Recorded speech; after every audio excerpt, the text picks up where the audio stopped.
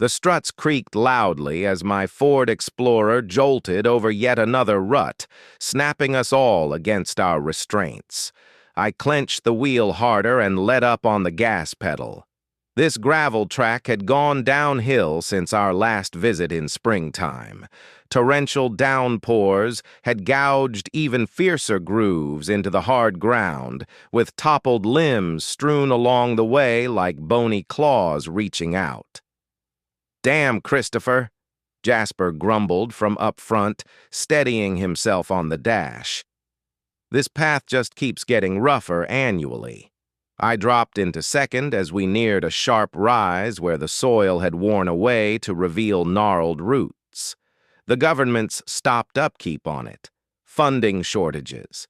The motor strained up the slope, gears humming in resistance. I'd racked up 160,000 miles on this rig through 8 years of hauling to build sites and weekend adventures. The mileage ticked up as we topped the ridge. Glanced at the dash clock. 2:37 p.m. We'd glanced at the dash clock. 2:37 p.m. We'd ditched the highway 3 hours earlier, swapping paved ease for wilder trails, slicing further into Chequamegon National Forest. The GPS had dropped out an hour ago, but these paths were etched in my mind. Jasper adjusted in his spot, his work boots scuffing the mat. His Carhartt coat draped loose over a worn brewer's tee, and bits of sawdust still dusted his pants from the day's labor. He'd punched out ahead of schedule for the first time in ages, ditching his team to wrap up the framing on the Henderson build alone. 12 years, he noted, with a slow head shake. 12 years of these outings, and it's wild you still know the route. The recollection hit me without warning. My grandpa's calloused grip on a wheel just like this, gesturing out front at markers that meant nothing to me back then. He'd been 68, I was 10, and Blackwater Lake was our hidden gem. These days, at 35, I outpaced the age my dad had been on that inaugural jaunt. The duty of upholding this custom weighed on me like an old, trusted load. "Grandpa drilled the directions into me," I replied, swerving past a downed oak that had blocked here for 3 falls now. Folks had hacked a gap through the stump, bearing bright yellow timber to the weather. He always claimed the prime fishing holes were the hidden ones no one else could reach. Hunter poked his head between the front seats. His split from his wife had wrapped up 6 weeks prior, etching deep shadows beneath his slate-colored gaze. Crashing in Jasmine's basement was meant to be short-term, yet it had dragged on for 8 months without relief.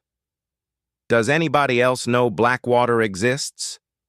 I pondered that as I guided us along twisting turns that plunged into a basin crowded with white pines and birches. The woods closed in tighter, limbs rasping the glass while the lane squeezed to a single vehicle's width. The local DNR likely charts it. Perhaps a few grizzled locals who've stalked these timberlands for half a century. I geared low once more against the climb, but it's absent from visitor guides. No ramps for boats, no campsites, no amenities. Quote 1, Jasper declared solidly. Quote 2, under the wheels, the ground shifted from firm dirt to gritty loam laced with rotting pine litter. Towering elders flanked us, their overhead weave diffusing the day's light into dancing flecks of amber and gloom. Through the AC, the breeze brought the profound, earthy aroma of untouched woods, mossy undergrowth, decaying foliage, and a crisp hint of lake water nearing. Tension ebbed from my frame for the first stretch since we'd rolled out of the city. The routine was weaving its spell, easing us from the grind of schedules, duties, and endless signals. My cell had 0 bars for the past 30 miles, a freedom that would have spooked me half a decade back, but now it was like shedding a too-tight shirt. Hunter peered at the foliage outside his side with a focus sharper than his norm. "Everything's so still here," he murmured. "Feels like time itself pauses." "That's exactly it," I shot back, though his quiet edge prompted a rear-view peek. His features softened into a faraway look, mouth ajar as the greenery blurred by. The breakup had rocked him more than we'd guessed. 2 decades of wedlock undone in a sterile court office, and at 34, he was rebooting with just a locker of belongings and his siblings' grudging spare room. Jasper swiveled to eye Hunter. "You all right, buddy?" "You seem half dozing, just worn out." Hunter rubbed his eyes and stared at his palms. "Barely got shut-eye last night." Jasmine hosted some friends that evening. They blasted tunes right up until 3 a.m. That explained why Hunter barely got any rest. I'd learned the truth from Jasmine herself during her visit to my place 2 weeks earlier, when her polished demeanor slipped, exposing real concern. Hunter passed most evenings in the shadows, gazing blankly into space, mentally reliving all the fights and lost chances that shattered his marriage. She worried he was descending into a gloom far worse than simple mourning. The highway twisted abruptly rightward, tracing the terrain's bend as we dropped down into the lake's valley. Peering through the foliage breaks, I spotted flashes of the water mirroring the midday heavens, a deep indigo shading to ebony in the dim spots. Blackwater Lake lived up to its title without exaggeration, nourished by subterranean streams and cloaked in ancient woods. The liquid stayed chilly and pristine, yet it looked nearly pitch from above, particularly in the profound areas where the depths plunged out of light's grasp. "Right there," I noted, gesturing forward to where the path broadened into a modest, open space. Last stop. The loose stone lot could fit maybe half a dozen cars, but over 12 years of coming here, I'd never spotted another one. A faded plank placard signaled the path's start. Blackwater Lake access, 0.3 miles. Underneath, finer print cautioned trekkers to check in at the ranger office and pack sufficient gear. Yet the sign-in container dangled vacant and corroded, its clasp busted ages ago. I eased the Explorer to a halt under a towering white pine and killed the motor. The abrupt quiet hit deep after the endless hum of tires and engine rumble. From the rolled-down windows drifted the rustle of breeze in the upper limbs, and fainter still, the gentle slosh of waves on a hidden bank. Hunter was already yanking his door latch, showing more vigor than he'd mustered the whole trip. "I can hear it," he murmured, his tone laced with near awe. "The lake. It sounds off." Jasper glanced my way with a puzzled frown, but my attention was on the rising excitement in my torso, that pull which had lured me here each October for over 10 years. The sensation of stepping across a boundary, leaving one realm for another. In this spot, work pressures, duties, and the relentless squeeze of routine life just evaporated. Here, across 3 days, we could reclaim the selves we'd been prior to existence, grinding us to our core elements. I swung my door wide and planted my feet on the cushioned pine litter built up over countless seasons. The atmosphere chilled noticeably, perhaps 10 degrees cooler than downtown, infused with the pure, earthy aroma of profound waters.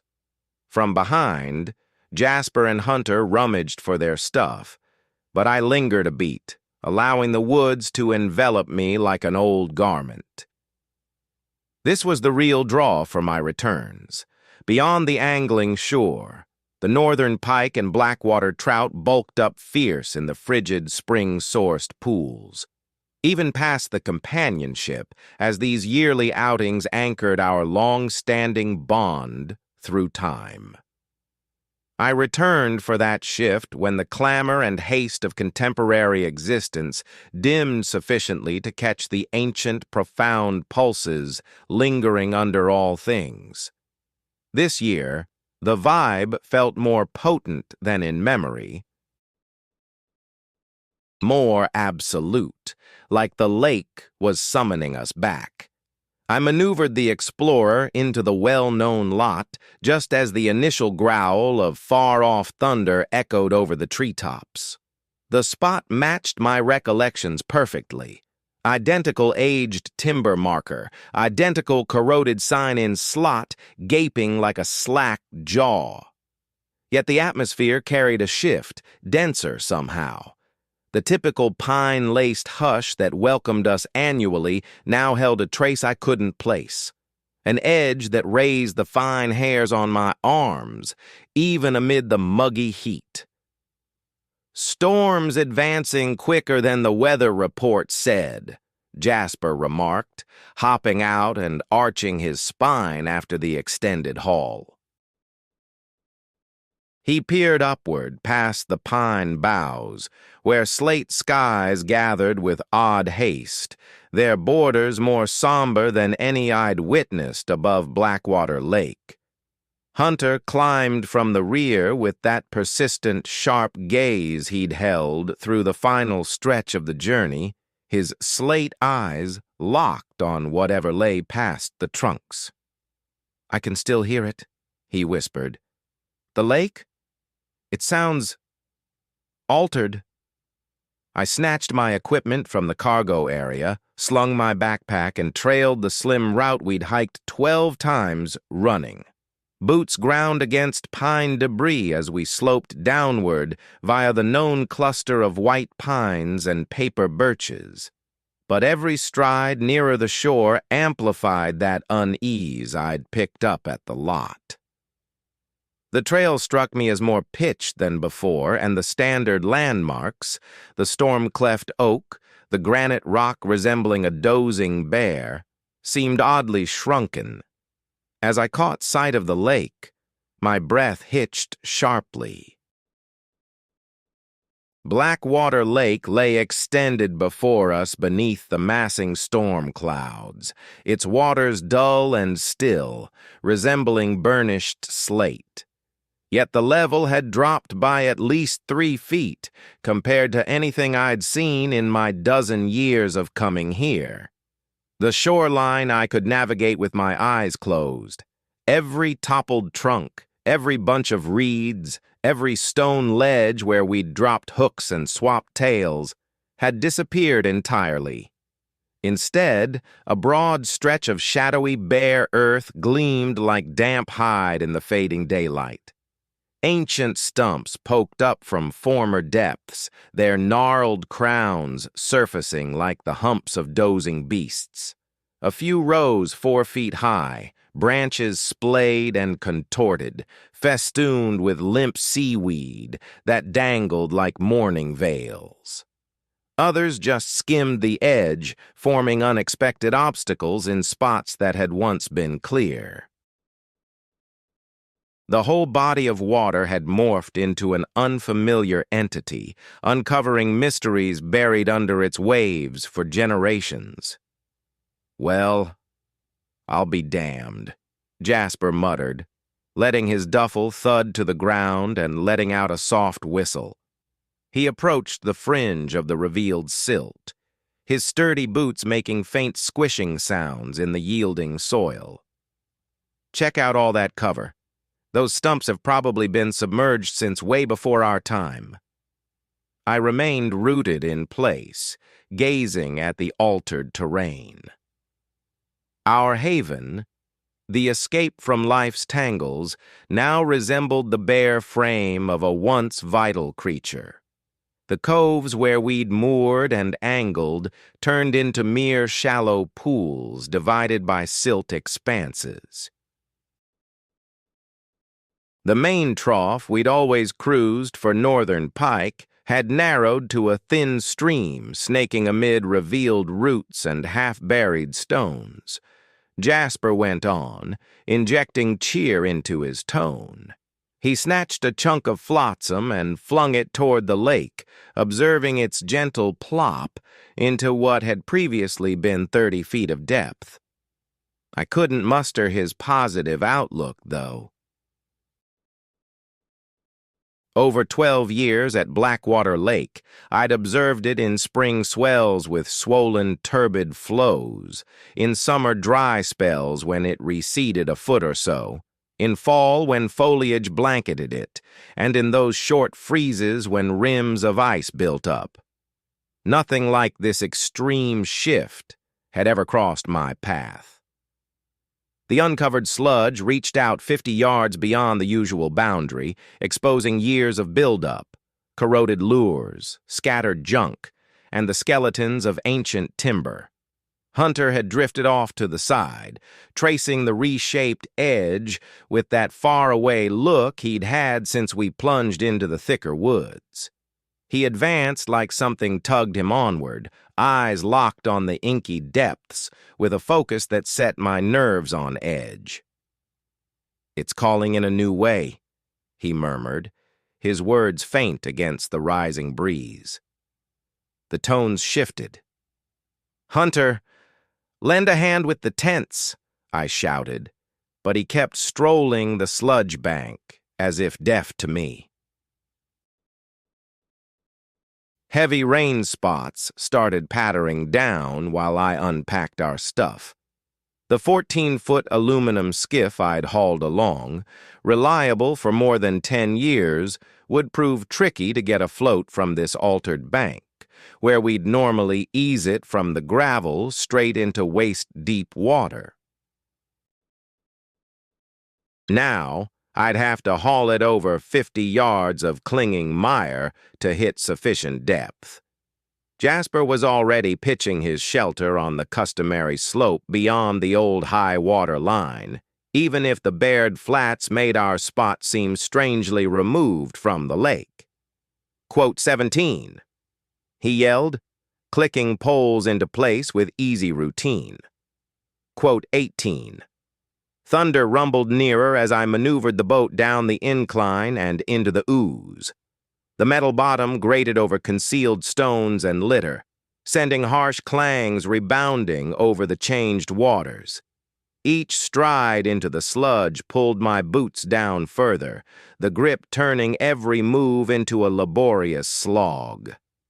When I finally hit water able to buoy the vessel, my pants were plastered with black muck to the knees, and perspiration burned in my eyes despite the dropping temperature.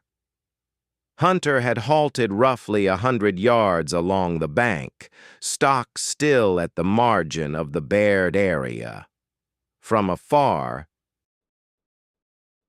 I noted his posture tense with focus, his face angled like he was tuning into a sound beyond our grasp. The image triggered an odd shiver through me, though I couldn't pinpoint why his actions unsettled me deeply. Hunter. Jasper's call cut across the bay. Underscore. Quote. Underscore. 20. Underscore. Yet Hunter stayed immobile, fixated on the shadowy lake with a look I'd never glimpsed on him. It wasn't the empty stare of despair I'd come to expect from him over recent months, but rather a gaze tinged with craving or familiarity. I tied the boat to a half-sunken log and slogged back through the muck, my thoughts racing to make sense of the scene before me. Perhaps the drought had lowered the levels, despite the oddly rainy spring. Subterranean shifts could have disrupted the lake's hydrology, or upstream dam issues might have impacted the groundwater. Yet none of these ideas tackled the deep unease gnawing at me instinctively. It was as if the core essence of this spot had warped in ways unrelated to rainfall or evaporation. The typical noises were gone. No loons echoed over the surface. No frogs croaked from the edges. The constant drone of bugs felt subdued, supplanted by an eerie stillness that the looming storm couldn't account for. This lake, once vibrant and inviting, now appeared suspended, poised for an unknown event. As I scrambled up the slope to our camp, distant thunder flashed, and gusts rose to make the bare stumps groan like ancient skeletons. No matter what had befallen Blackwater Lake, what had emptied it and turned it into this strange terrain, I was utterly convinced our yearly escape had morphed into something far more sinister, something that prickled my flesh even in the mild warmth, hinting at transformations deeper than mere fluctuations in depth. I guided the boat through the final slog of sludge until the metal bottom grated against the bed and it bobbed loose. The liquid under the oar seemed altered, denser with a slick texture that offered odd drag as I propelled us toward our customary area by the toppled cedar. Jasper hopped into the front and grabbed his paddle, skipping his typical gripes about the dawn chill. Hunter took the center bench, swiftly attaching a bright green lure to his reel. Overtaken his mood. The hollow gloom that overtaken his mood. The hollow gloom that had defined him for so long gave way to keen focus, like the water concealed solutions to unspoken riddles. About 20 pulls from the edge, it hit me that the hush was off. Not merely subdued, but devoid of vitality. Over a dozen years navigating these currents, I'd never encountered such total absence of nature's chorus. No loons cried from the opposite bank. No fish broke the calm with their hunts. No bugs buzzed over the waves or skimmed the surface on touchdown. The breeze had even stilled, rendering the expanse glassy, save for our wakes. I halted my strokes, allowing the canoe to glide.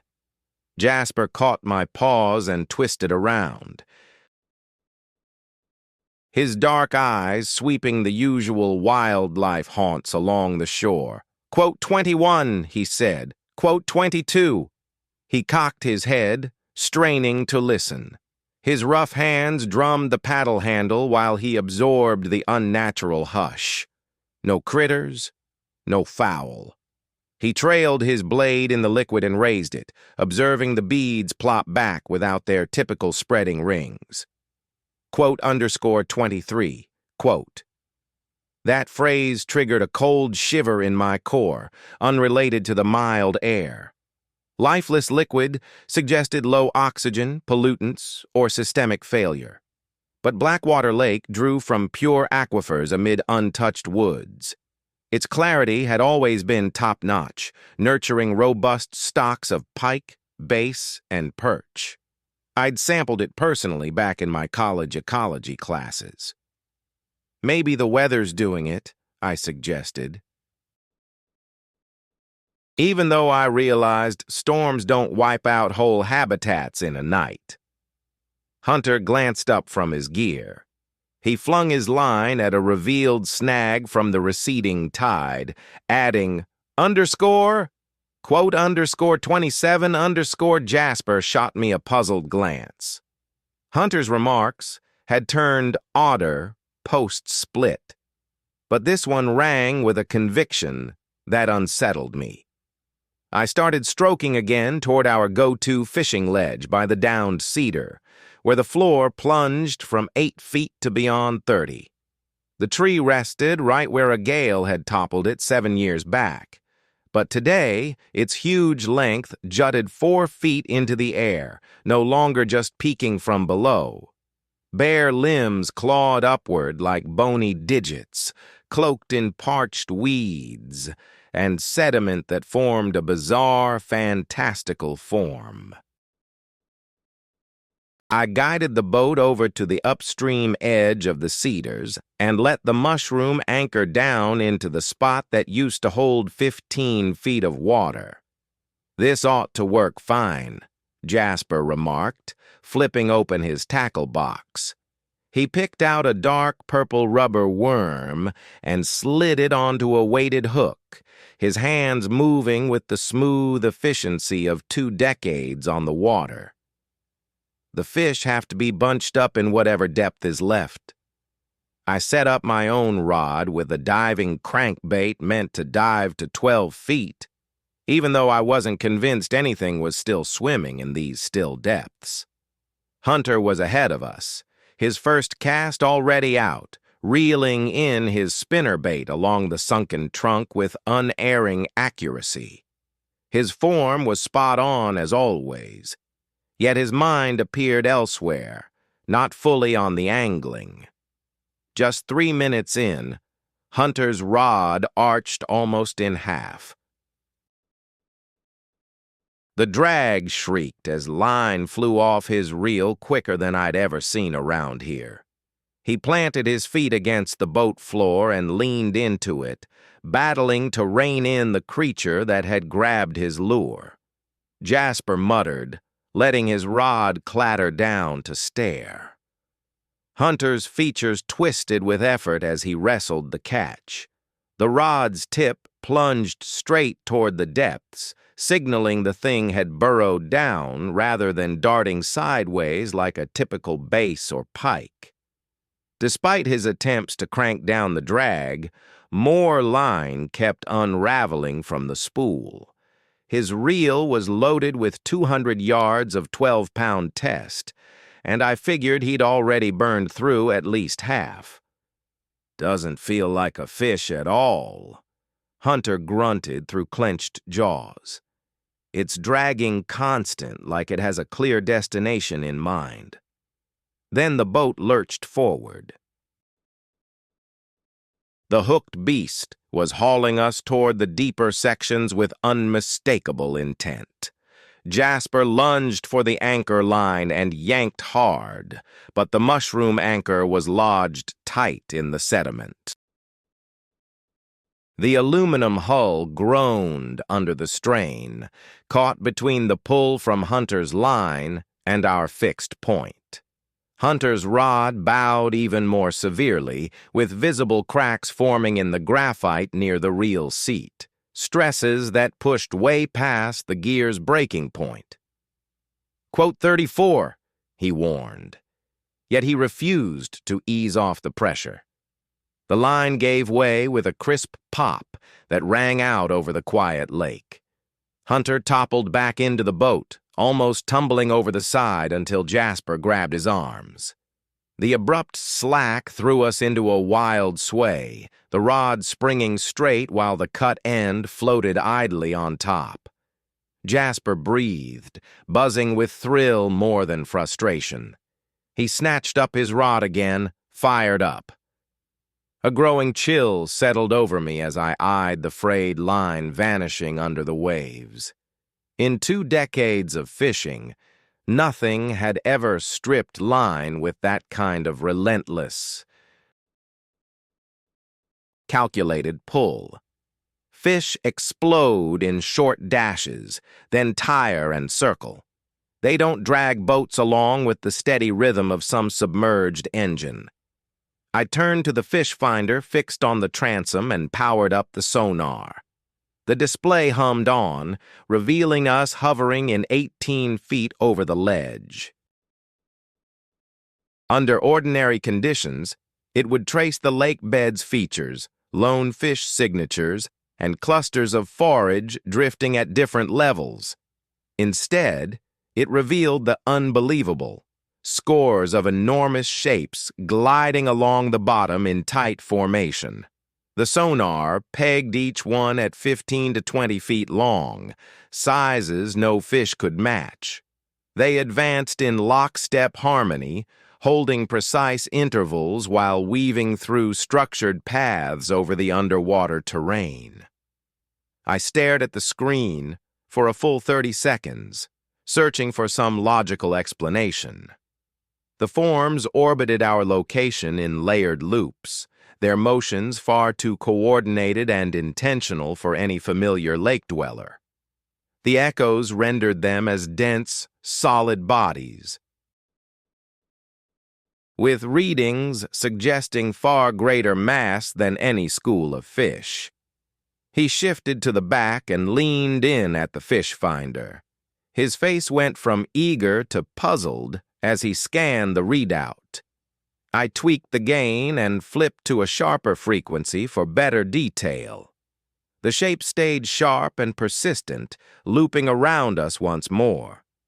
Jasper narrowed his eyes at the glow, yet his tone carried no real assurance, while we observed the patterns finish one flawless loop and then fade into the sonar's outer limits, swallowed by the abyss. The display cleared to standard views, barren water hovering over a cluttered floor. I'd relied on that unit for 8 years across countless lakes in Wisconsin and Minnesota. I was an expert at reading sonar signals, telling apart fish from submerged features, and spotting device glitches.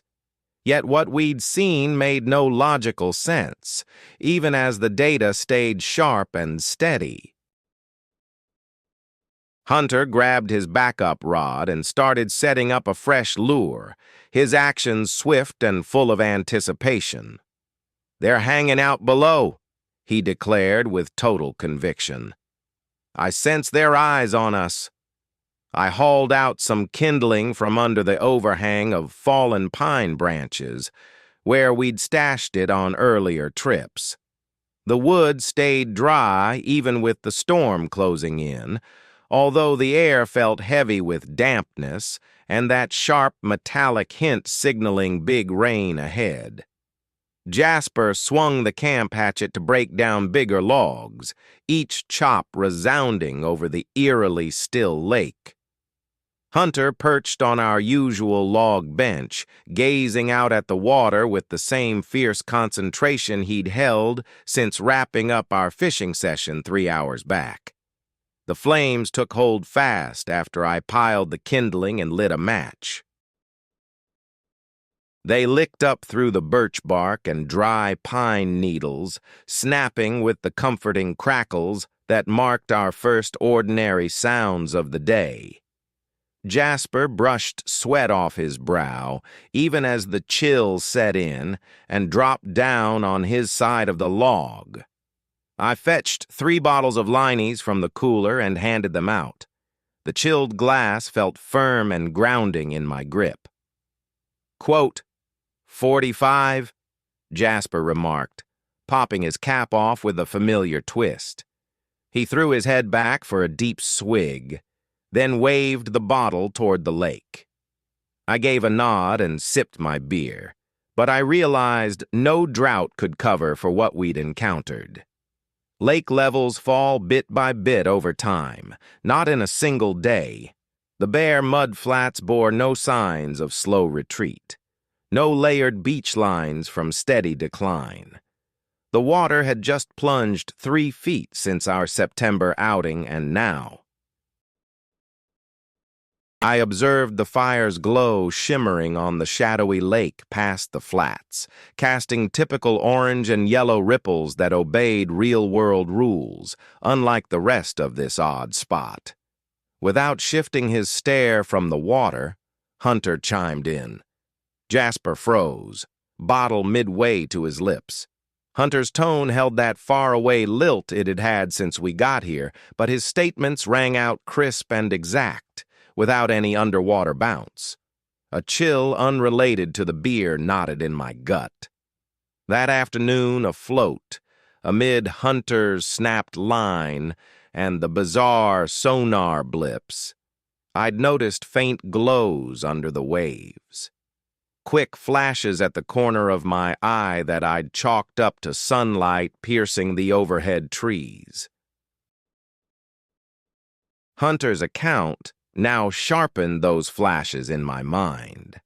The lights had shifted deliberately, hugging the lake bed in formations that lined up with my fish finder's display. I caught them as well, I admitted, startled at the evenness in my voice. Jasper set his beer aside and bent closer. Aw, come on. Must have been lightning bouncing off the surface with those thunderheads piling up all day. No way, I replied, shaking my head as I recalled how those blue-white gleams had throbbed right under our boat. They shifted on their own, tracing set routes. For the first time since docking, Hunter swiveled to face me. His gray eyes sparked with a sharpness I hadn't seen in him for months, like some force lurking in Blackwater Lake had stirred alive what his split and gloom had smothered. ___, quote _54, _____.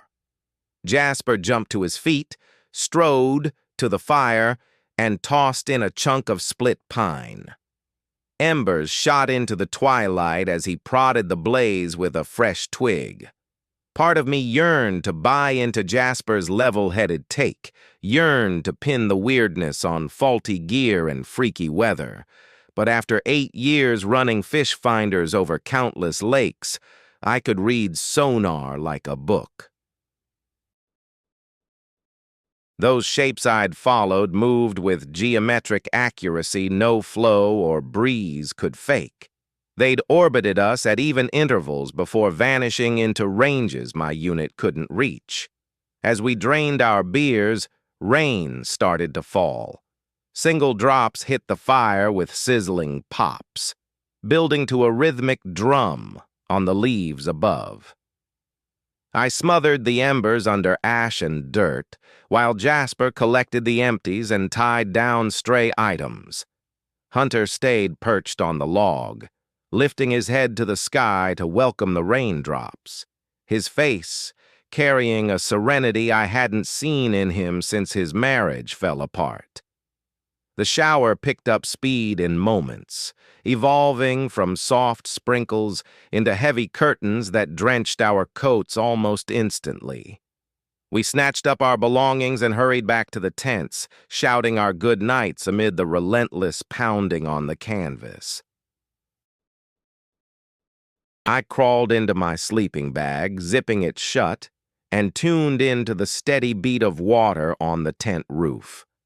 That usual routine of winding down for the night struck me as empty and off-kilter, like we were just going through the motions of routine while some immense, inscrutable presence lurked right outside our fragile bubble of normalcy. Thunder echoed over the water, yet in the gaps between peals, that deep hush persisted, the same one that had shadowed our whole stay.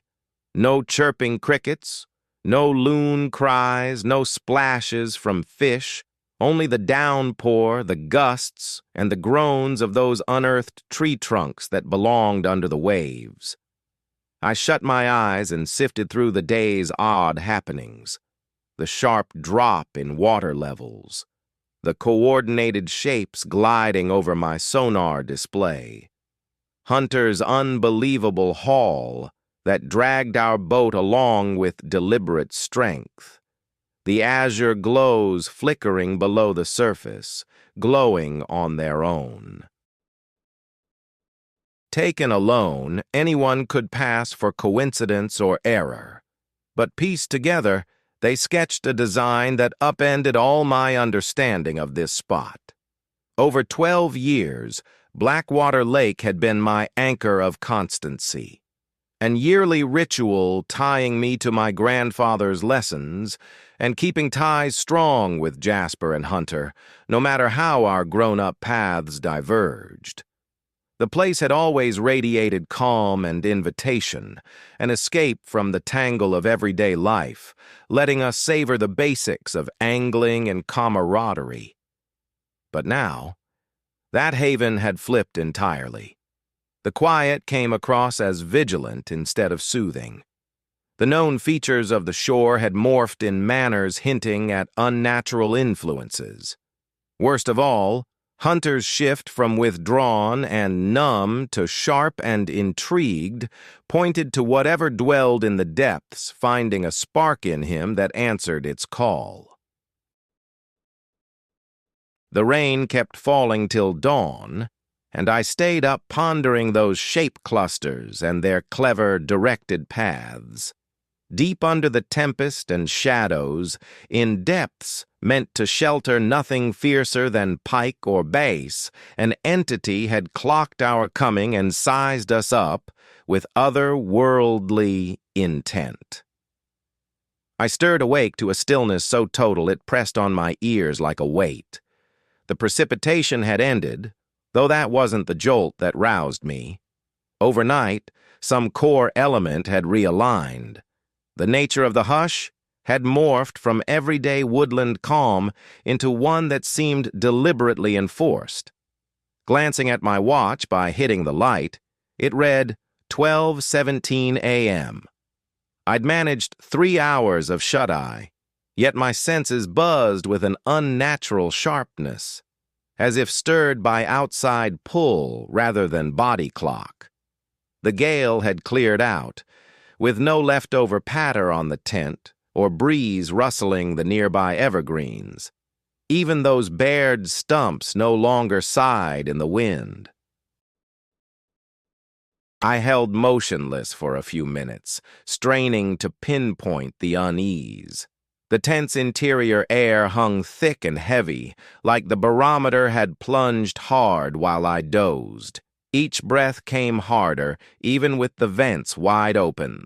Beyond the walls, the void of standard nocturnal noises.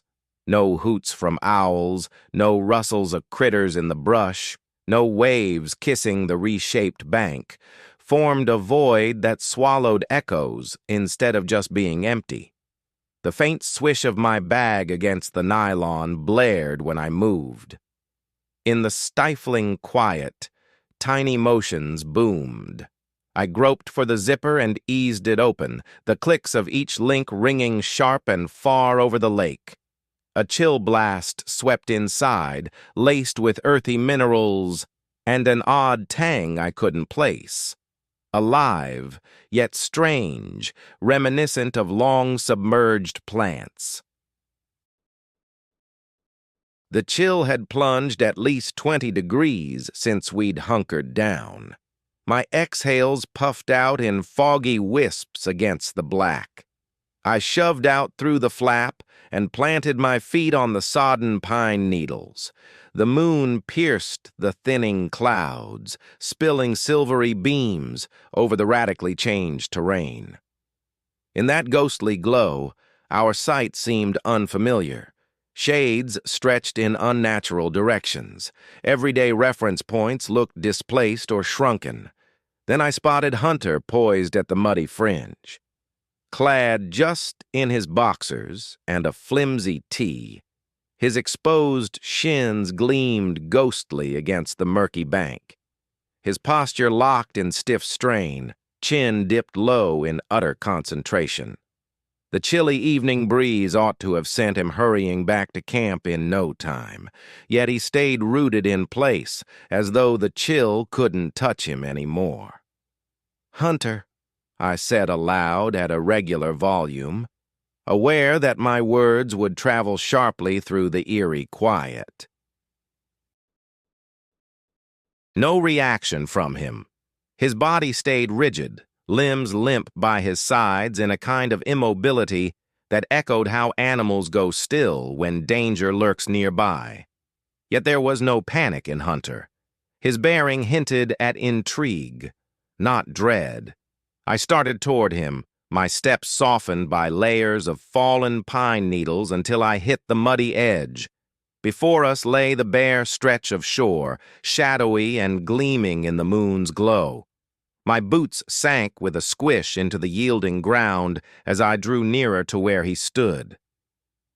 Quote 57. Silence from him still. I got near enough to lay a hand on his arm, finding his flesh chilled and moist but free of any tremors. Those gray eyes of his locked onto the lake with a fervor I'd never seen in him before. The empty haze that had clouded his days for months was gone, swapped for total immersion. I traced his stare out to the water's face. It lay flat as glass in front of us, ignoring the storm's recent fury. Hold on to their stirrings long after bad. Hold on to their stirrings long after bad weather clears. Faint flows, sinking particles, shifts in warmth, sparking small waves. But this stillness carried an intentional vibe, not something ordinary. Still, under that flawless layer, I spotted what held Hunter spellbound. In the depths, lights danced, scores of them throbbing with a faint blue-white glow roughly 10 feet below. These weren't echoes from the sky or leftover storm flashes. They emitted their own glow, with hazy borders that spread through the inky depths like glowing life forms. As I observed, they aligned into sharp geometric designs with exacting accuracy. First into nested rings, then crossing paths, followed by intricate layouts like wiring schematics or celestial maps. Every setup lingered 30 to 40 seconds before fading and reshaping anew. There was clear purpose in these shifts. Scattered glow from sea life never crafts flawless shapes or keeps perfect rhythm among so many sources. This felt like signaling, a site-based code using placement and order to share messages. Underscore, underscore. Quote underscore 58. Underscore, underscore, underscore. Hunter murmured, eyes never leaving the lake. His tone held an odd clarity, sharp and direct. Unlike the foggy stammers that had defined his talk since the split. He sounded like we'd been deep in this chat for ages already. "What sort of stuff?" I replied softly, feeling that raised voices could shatter whatever was unfolding down there. "Visions of how this spot was before the flooding." Hunter's breaths stayed even against the biting cold. Underscore, underscore. Quote underscore 61 underscore underscore underscore. The glows underneath morphed into another design, a lattice that could stand for roads or building bases. It persisted close to a minute, then single lights started tracing the lines as if cars on set paths. Quote 62, Hunter stated with total conviction. I gazed at the submerged show, mesmerized by the light's steady beats and reshapings. One corner of my brain argued it must be some earthly event, maybe glowing plankton stirred by storm-spawned chemistry or sparks from sunken junk.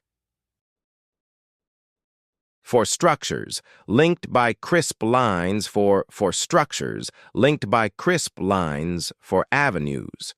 At the heart, one vivid spot flickered faster than the rest, perhaps marking a key spot like the church he'd described. Hunter went on. I itched to question how he knew such precise facts. But the lights were already crafting fresh forms that appeared to echo our words. Lone sparks drifted to the central blaze, clustering and dispersing in patterns evoking meetings and farewells. Hunter's words hung in the chilly night, turning to vapor as he spoke. They're attempting to reach out, he murmured. The ones who never truly departed. Their recollections linger in the depths, and they've been awaiting someone capable of perceiving them. A harsh, ripping noise sliced through the quiet from behind. I pivoted away from the captivating glow below the surface, spotting Jasper's tent entrance yanking open in abrupt, agitated tugs, the synthetic material snagging and freeing itself repeatedly. His outline appeared bit by bit, boots leading, followed by legs in creased denim, upper body hunched oddly as he battled the zippered exit. Jasper's grumble trailed off unfinished, laced with the heavy annoyance of roused slumber, syllables blending as he rose and fixed his gaze on the water. The shift happened in an instant, total and thorough. Tension eased from his rigid posture. His mouth fell open. The aggressive drive that had propelled him out simply dissolved. I observed his gaze following the submerged light patterns. The ghostly azure glow cast ever-changing designs over his skin as the shapes below evolved. His breaths evened out, syncing with the rhythmic throbs. The very same look that had overtaken Hunter now etched itself onto Jasper's face, a blend of familiarity and yearning that wiped away his usual demeanor. Hunter asked, his tone edged with urgent longing, as though Jasper's agreement could solidify a crucial truth in his own mind. "God," Jasper breathed, the word scarcely audible. He advanced on instinct, no deliberation evident. His sturdy boots sank into the bare muck with a wet squelch. The glows reacted to his advance. Steady, precise shapes abruptly flared brighter, single sparks flaring until they projected faint light up through the liquid layers. The displays morphed from vague forms to outlines like building schematics, crisp edges crossing at sharp corners, groupings implying edifices, flows tracing set routes. I sensed the draw, too. Positioned amid Hunter and Jasper, amid the coordinated spectacle, a hint in my side vision teased interpretations hovering at the edge of grasp. The illuminations weren't just drifting in designs. They were weaving tales, assembling pictorial pleas for linkage and immersion. Hunter ventured his initial plunge into the lake. The water stirred minimally as his uncovered foot pierced the calm. "Quote 71, he declared, conviction ringing through. Quote 72. Jasper trailed right after, no pause. His footwear vanished under the waves with muted plops that echoed oddly in the deep hush. The sediment yielded to solid ground underneath. As the pair pressed onward, lured by the escalating shine from below, I noted the lights tuning in to their proximity. Every further stride amplified the vibrancy and detail. Basic shapes blossomed into elaborate circular motifs, throbbing webs hinting at profound awareness and watchful waiting. Should one of them falter or lag, the glows softened a touch, fine-tuning their allure to sustain the strongest pull. Quote 73, I shouted toward their backs, though my call felt remote in my ears. The urge to pursue bore down on my thoughts like an insistent force. Quote 74, Hunter had reached knee depth, striding deliberately toward the steeper incline into profounder sections. Jasper kept stride. The two moved in unison like rehearsed performers. The radiance underfoot gathered into tight arrays, vivid flecks seeming to ascend near the top without emerging. Quote 75. I voiced, directing it as much inward as outward. The insight pierced the rising trance with keen precision. Quote 76, _______. The connections clicked with the weight of expert knowledge. A decade parsing fish locators had honed my ability to decode echo signals, separate fish groups from fixed items, spot the tells of hunter and hunted dynamics. The displays mirrored textbook pursuit tactics, calculated placement, adaptive pursuit, escalating allure crafted to draw near, not repel. Hunter stood waist-high now, his thin shirt molding to his body as the chill soaked it through. The lights right below throbbed faster, spots swelling clearer and bolder. His expression held total immersion, gaze mirroring the submerged shine as he peered into the abyss that ought to have daunted him. I waded in behind, the icy jolt shattering my own growing captivation.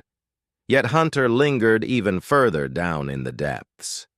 Jasper waded in up to his thighs, pressing onward with unwavering resolve, his gaze locked in the same entranced haze that gripped his buddy.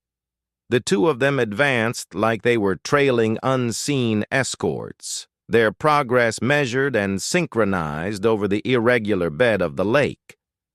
I seized Hunter's arm next, my hand clamping onto his bicep right at the water's edge. His flesh came off chilled and strangely slick, transformed by the lake's embrace. Without glancing back from the glows, he tugged free from my hold, his power stemming from a sharp, unyielding push that caught me off guard.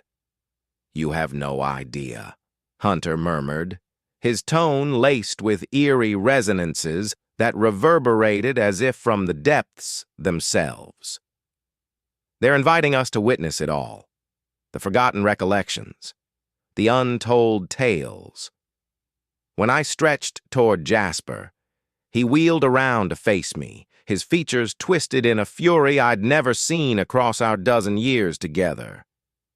Those dark eyes mirrored the submerged radiance, lending them an otherworldly sheen that warped his known visage into something eerie and foreign.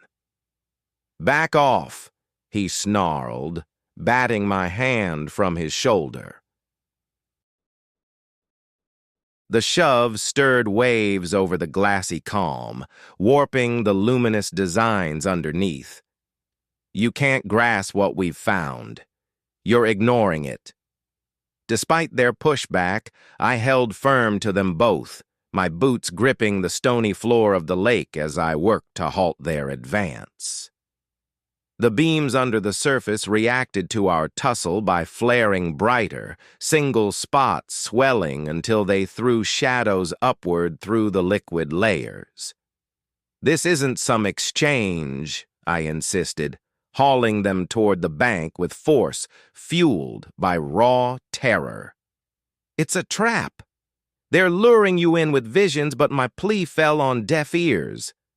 Hunter wrenched in my clutch, extending his other arm toward the beams as though grasping for something tantalizingly close.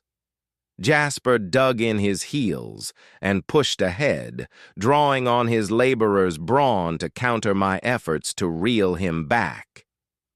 "You're wrecking it," Jasper growled, his words edged with true rage. "Just when they're revealing the real history of this place, you're spoiling the whole thing." The fray dragged on as I yanked them shoreward, inch by inch, battling their joint defiance.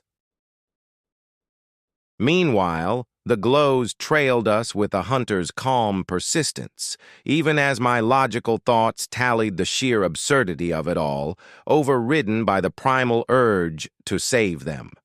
3 adults locked in combat, submerged to the waist in a midnight lake over baffling lights that mocked reason. As the first hints of dawn lightened the eastern sky, the illuminations started to dim at last. The shift was slow, the glow easing off incrementally as points flickered out one by one, like stars snuffing themselves. The intricate designs unraveled, sharp shapes melting into scattered specks until nothing remained. Hunter quit resisting first, his frame going limp amid the waves, his head lolling as if stirring from a profound slumber. Jasper's fight ebbed soon after, bewilderment overtaking the fierce conviction that had fueled him. They both froze there in the water, waves brushing their torsos, scanning the area like it was brand new. "Huh?" Jasper croaked out. "What are we doing in here?" The chill hit Hunter then, his teeth rattling as his soaked t-shirt stuck to his lean build, and his pale eyes betrayed zero recall of the hour gone by. He glanced at his drenched state, then the water around him, then me, utterly puzzled. "I don't recall getting in," he admitted, his tone fragile and lost. "Why are we out in the lake?" I packed up the site before the sun rose. The choice hardened as I lay there hearing Jasper's snores and Hunter's uneasy tosses from the tent next door. My watch read 4:37 a.m. No talks, no meal, no usual dawn brew from our 12-year habit. I roused Jasper and announced our exit. His gripes faded the instant he caught my face in the faint glow piercing the evergreens. Hunter stepped out unprompted, geared up and clutching his pack. He packed his stuff into the SUV's hold with the same crisp method he'd used yesterday rigging his gear, though a far-off look in his eyes twisted my gut. He stowed everything with robotic care, then settled into the rear and gazed out the back toward the water. Jasper probed my haste as he crammed his bag tight. The excuses I'd mulled over in my wakeful night rang false once voiced.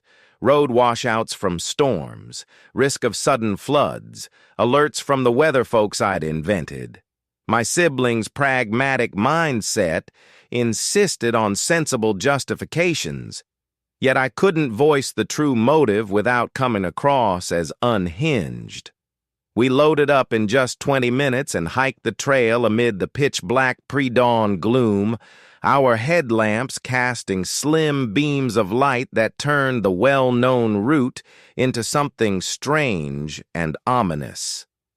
The vehicle roared to life on the initial key twist.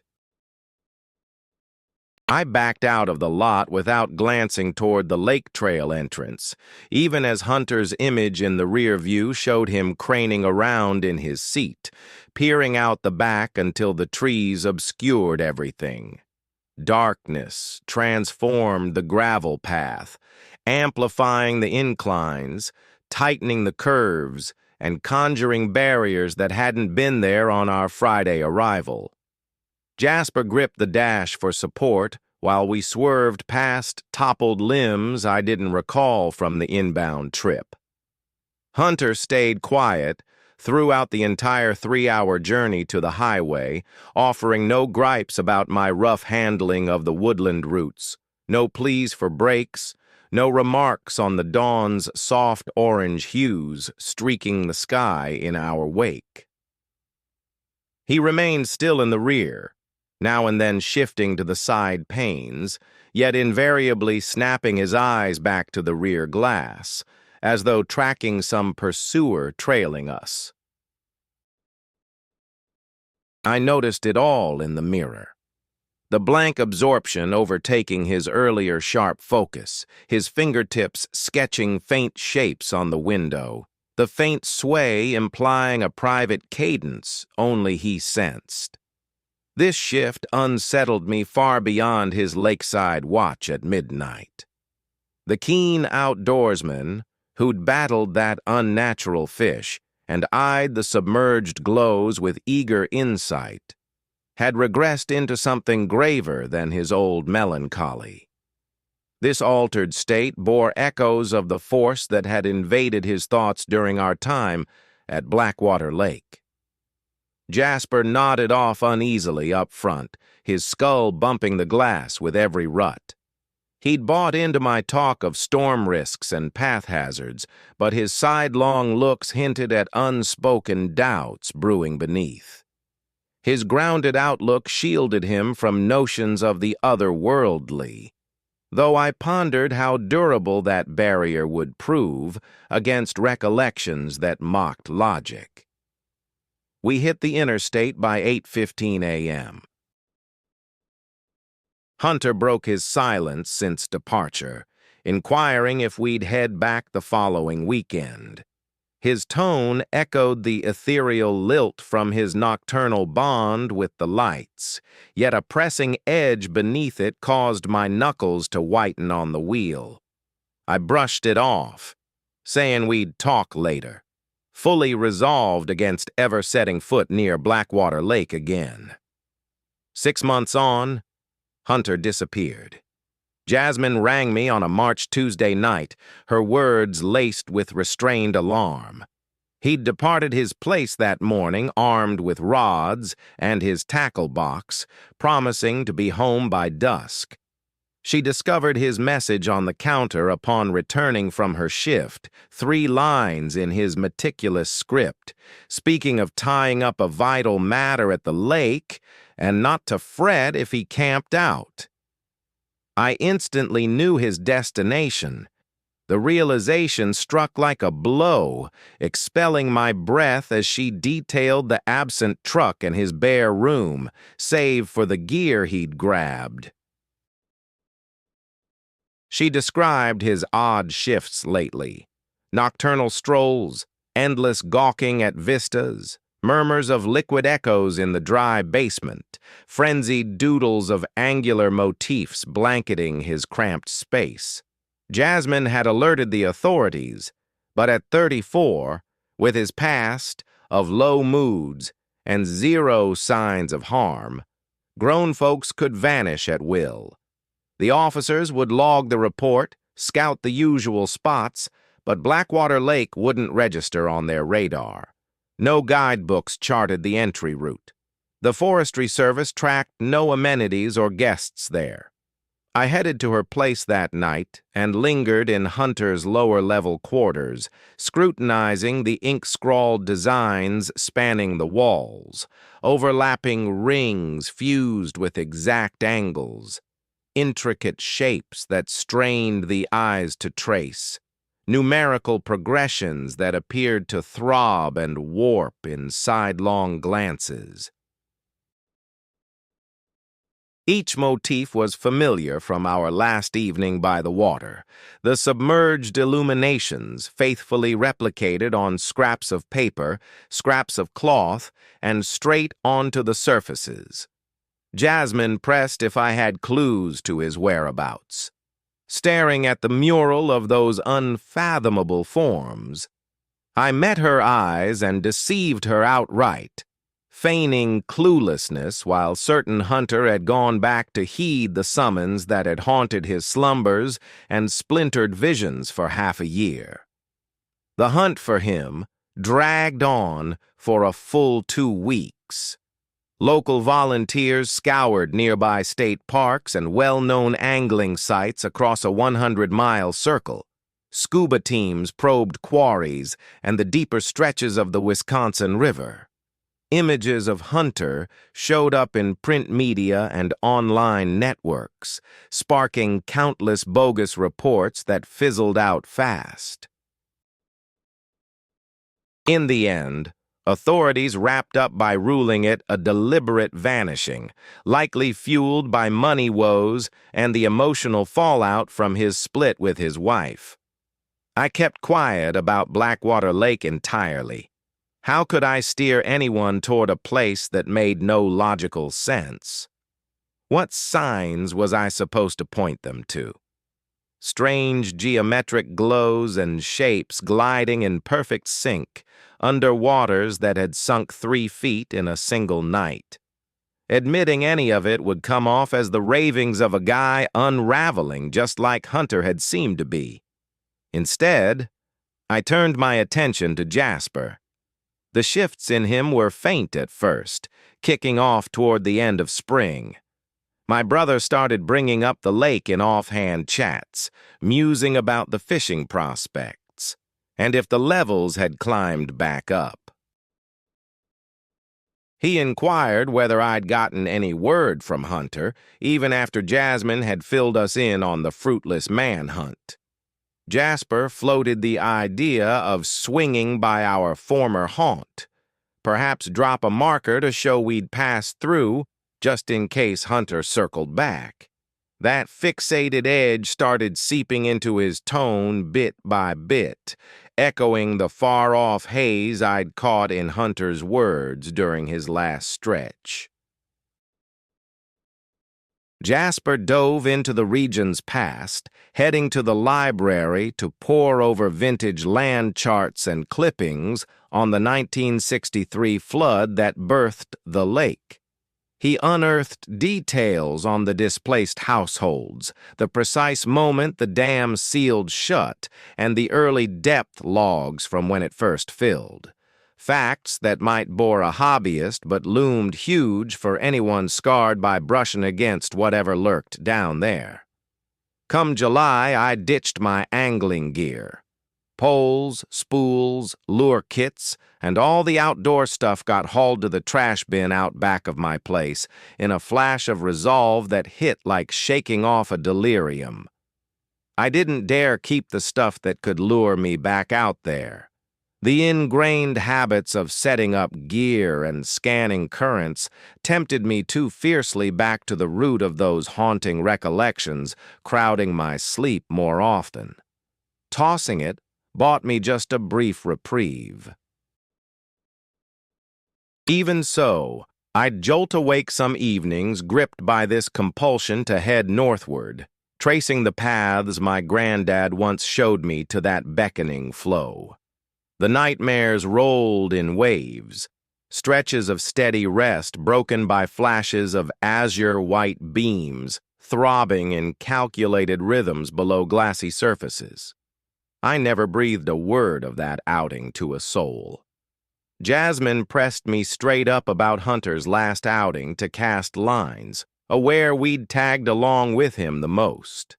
I gave measured replies, touching on his low moods and marital strain, steering clear of the exact spot or the incidents that had seared us all.